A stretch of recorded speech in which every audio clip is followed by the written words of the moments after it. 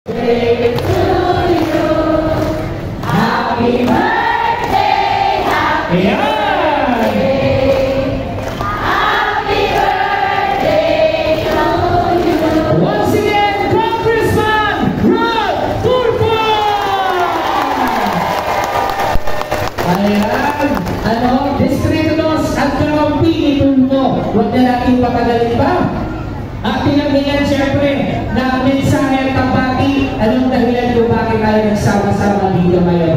Once again, ang ating #1 Congressman in the Philippines, ang nag-iisang nagbibigay ng tunay na serbisyo publiko para sa ating lahat. Handa na lang lahat? Yes! Handa na?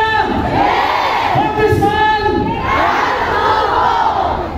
Ayan, sige, bigyan lang natin ang time ang ating Congressman, Okay.